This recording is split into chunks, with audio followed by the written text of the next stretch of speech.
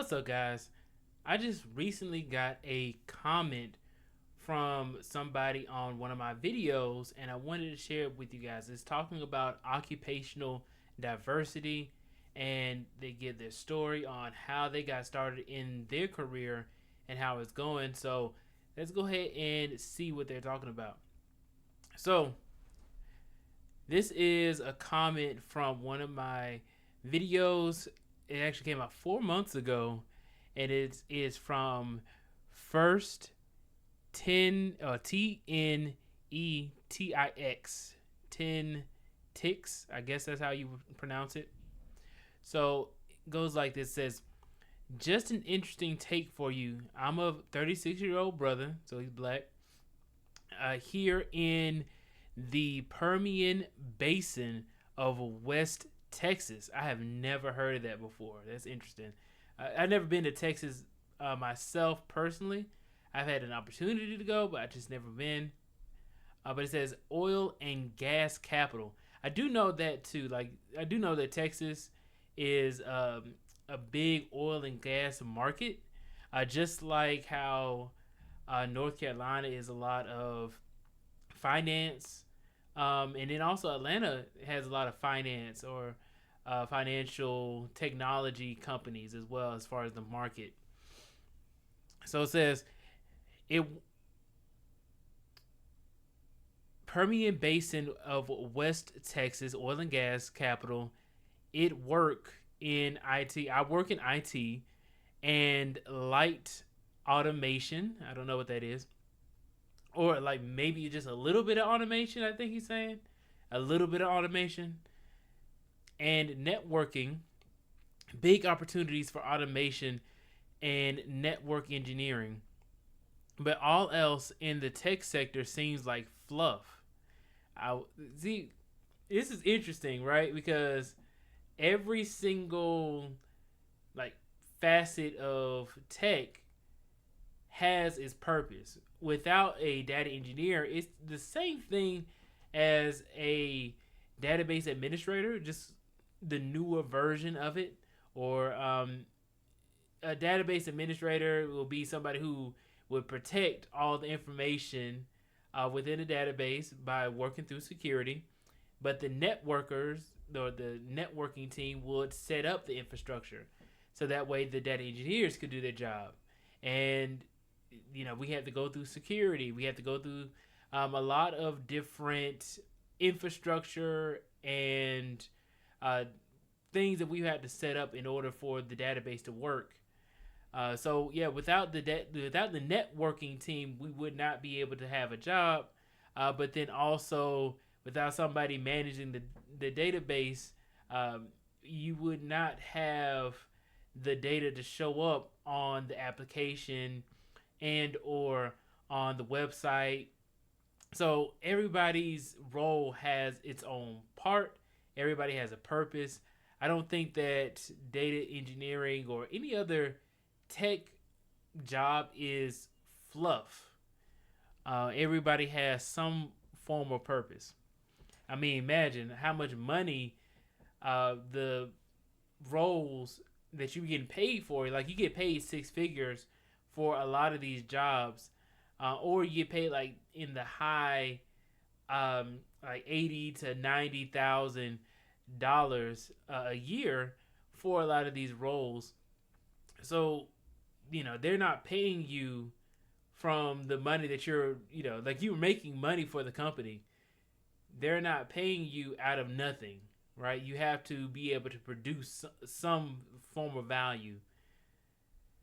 Anyway, it was just hired. I was just hired for a great job as a diesel technician here in the field. Only advice I have is occupational diversity. That's my first time hearing that term, but it makes sense. Being able to do multiple different tasks, having transferable skills. I'm dark black in industries. I don't know what he means by that. Is he talking about like he's dark skinned? Is he saying that he's dark black? I don't know what that means. Maybe is that like a a gas and oil kind of term, or is he just saying that he's dark skinned? I'm dark black in industries that are not dominated by us. So he's talking about he's dark skinned. I can't be ignored.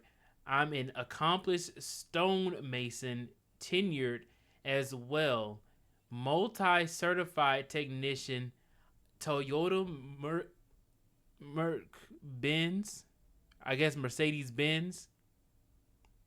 Toyota. So he's a certified. It's kind of hard to read this. I'm not gonna lie to you. It's kind of hard to read it. He's a certified technician, Toyota, Mercedes Benz, diesel, and petrol, etc. HVAC, private security, fire license, tech in Texas. Now network troubleshooting, IT, customer service, and sales. Jeez, he got every job, don't it? They're like, sheesh, he's done it all. And a lot of them don't have anything to do with each other. It hasn't been fun. I feel like a job hopper. I'm a millennial. It's crazy, but I got my home, my acre of land, and my basics handled. Do and learn everything. Okay, so that took a minute for me to be able to read it. I promise you I can read, but it was actually kind of, I don't know, it was kind of difficult to read that. I mean, he kind of like abbreviated a few things, a few grammatical errors, but yeah, man, I think that this is a good. I think it was a good, like the gist of what he was saying is a good comment. Is the only thing about it is like I understand being like a jack of all trades, but a master of none. But it's better than being a master of one. So I completely understand what he's saying. He's like, hey, I at least know a little bit about multiple different types of jobs. That some of them are somewhat related.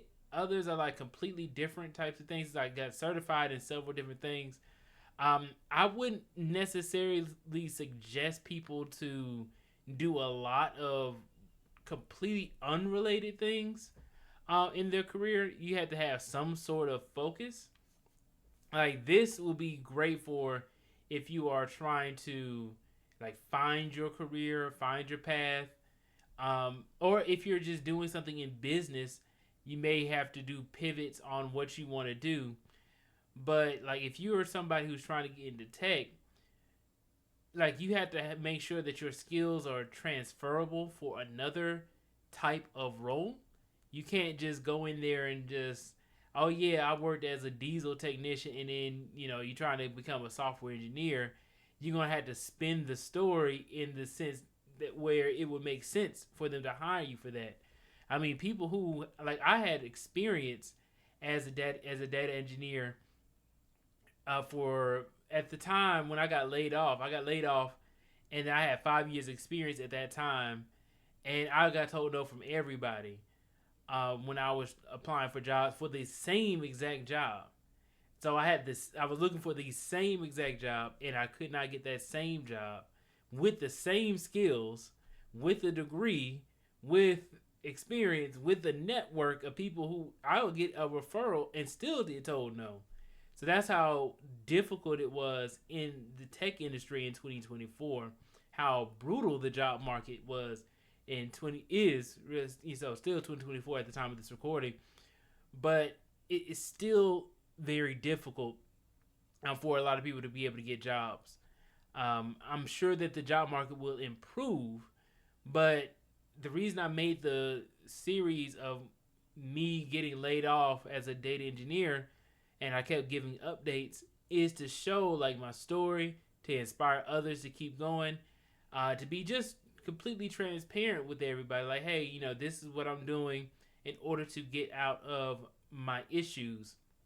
But had I not shared that story, I would not have had all the people reaching out to me about things I can do or reaching out to me for help. So I understand what he says about occupational diversity. I think that that's good to some extent, but make sure it's somewhat related. If you want to get into technology, then you can make a transition from an industry to another to technology. But although, like, you have to make sure it actually matches. Like, if you have a job in cybersecurity, right? And then you say, let's say that you want to do um, risk or GRC, right? Governance, risk, and compliance. So you want to go into that realm, then I can see you making a transition to being a project, product, or program manager, right? I can see that transition. Or if you go from a software engineer or a data engineer or like an engineer that codes, right? I can also see you becoming more of a technical project manager or a technical business analyst, right? And those are some things that you can do. Like, they're not the same thing, but they can be related, right? It's still in technology, but you may not be coding anymore, but you still need to understand the code. You need to be able to run the project from a project level or program level, so that way you can tell the developers, like, hey, this is, I have experience with this technology. I'm like a subject matter expert. We need to make these changes for us to be able to provide the most amount of value to the company. So those are some things I can see you doing. I don't really see like how, if you say, let's go with the HVAC, like you become an HVAC technician, then going into private security, those have nothing to do with each other. So one doesn't help you get the other job. And then going into being a network engineer, HVAC, private security, working on diesel trucks, none of that will help you get a job in networking. So I have to ask, like, how did he get the job in networking, right? I believe, you can get the job in transition. It's just I wonder what the resume looked like, or how the story went, or like, did he go through a boot camp? Like, those kinds of things didn't come up in the comment. But I'm just curious to see, like, okay, what route did you do to make that transition? Because they don't just hire people into IT without some sort of training or experience. So that being said, guys, hopefully this was an interesting video. I may start doing like reactions to comments. I think that may be engaging for some more people. But if you enjoyed this video, please go ahead and like, share, and subscribe to the channel if you haven't done so already. And also hit that bell notification icon if you want to be notified whenever I make new videos on YouTube. I appreciate you guys. We are on the road to 5,000 subscribers. I appreciate you all for hitting that subscribe button and tuning in. I am still doing a video and or a live stream every single day for the month of December in 2024. So right now we are on the 16th day. We made 16 videos and or live streams since starting this challenge. Please keep me accountable, right? And let me know whenever I am missing a day. But with that being said, guys, do not forget to build your billions.